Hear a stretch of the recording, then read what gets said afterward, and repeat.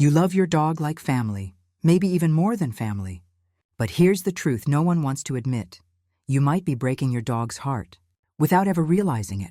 Dogs can't speak, but they feel everything. They read your every move, your tone, your silence, your eyes. And they remember. Today, I'll show you 7 silent ways people unknowingly hurt their dog's emotions, backed by real canine behavioral science. And number 5 might forever change how you see your relationship with your dog.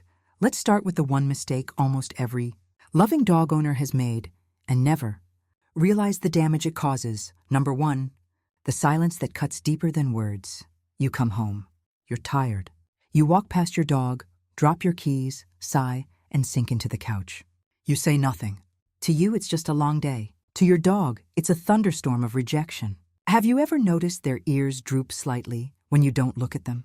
That subtle tail pause? Dogs don't need words. They measure love in glances, in tones, in presence. And when we go quiet, they blame themselves.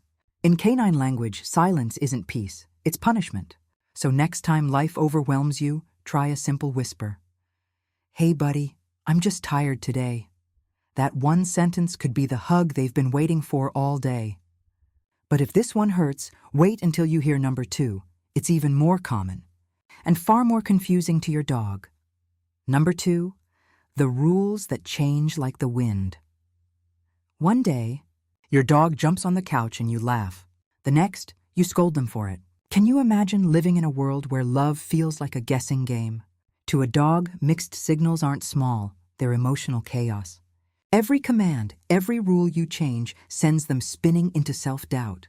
They're not being stubborn. They're trying to decode a moving target. And when they fail, they don't get frustrated. They get anxious? Do you know what that constant anxiety does to their heart? Stick with me. The next one hits even closer to home. And hey, if this is opening your eyes, subscribe now, because your dog's emotional world is deeper than you think. Number 3, the walk that feels like a race.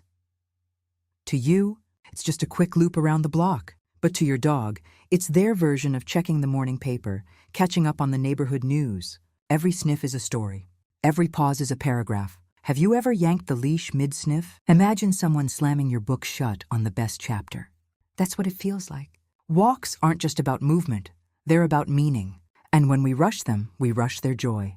So next time, ask yourself, are you walking the dog or just dragging them along?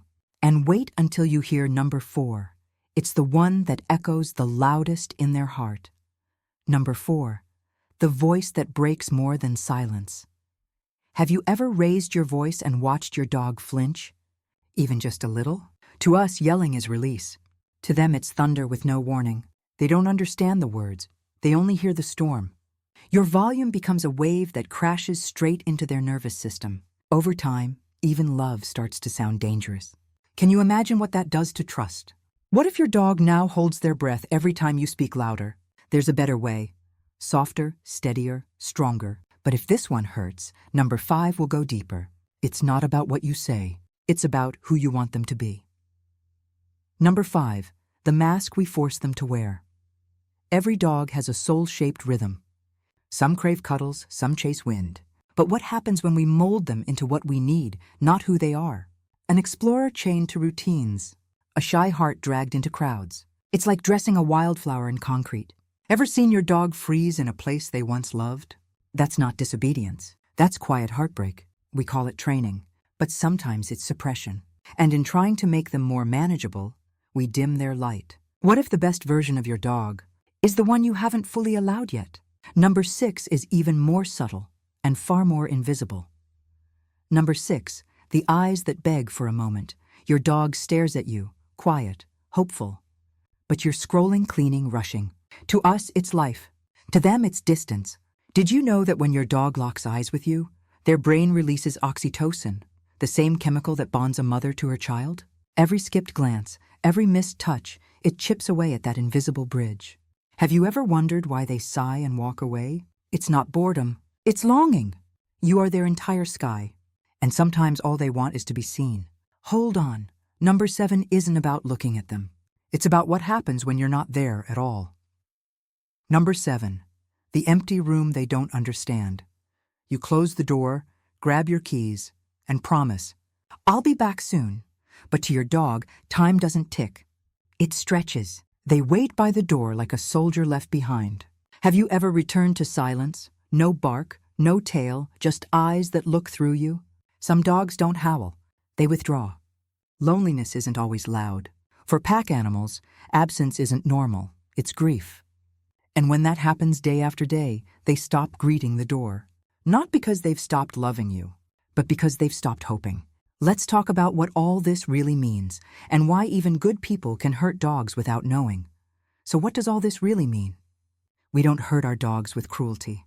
We hurt them with unawareness. The sigh we forget to explain, the walk we rush, the voice we raise, and in their silent loyalty, they endure it all without blame. But what if today you chose just one thing to do better?